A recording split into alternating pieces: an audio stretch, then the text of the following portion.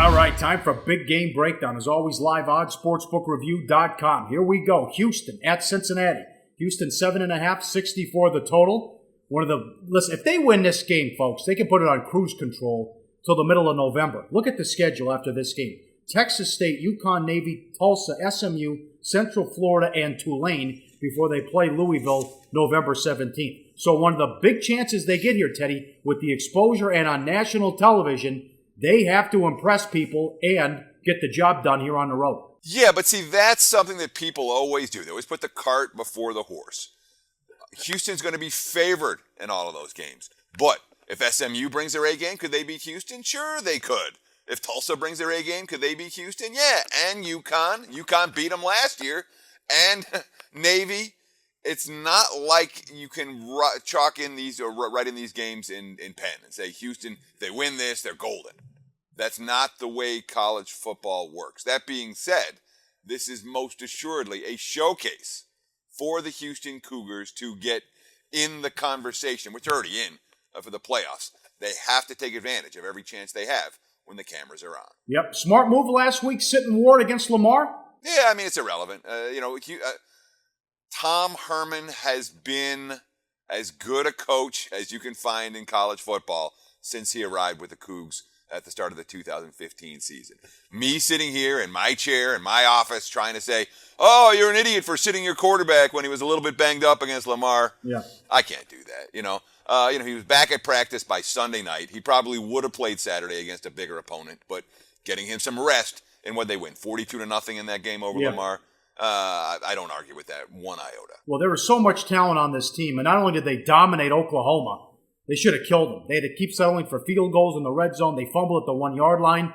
They took it to them and dominated the line of scrimmage, Teddy. This team has speed, and they got talent on both sides of the ball. Yeah, but, look, they're not facing a joke of an opponent, Cincy last year, let's see, Ward threw for 161 yards and 2 touchdowns.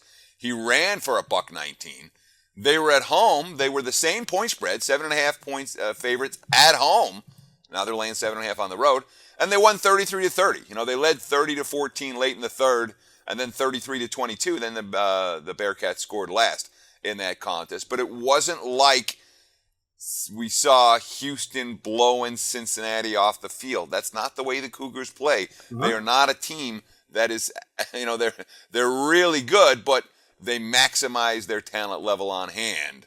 They're not loaded with elite quality athletes. All right, your thoughts on Tuberville since he's took over at Cincinnati. Moore's the quarterback, and they bet against Cincinnati last week as they were a 3-point favorite at Purdue, and they put them away by a good margin in that one. Yeah, they won that game by 18. Although that game was all turnovers. The Cincy defense allowed 401 passing yards versus the Boilermakers. In 57 attempts.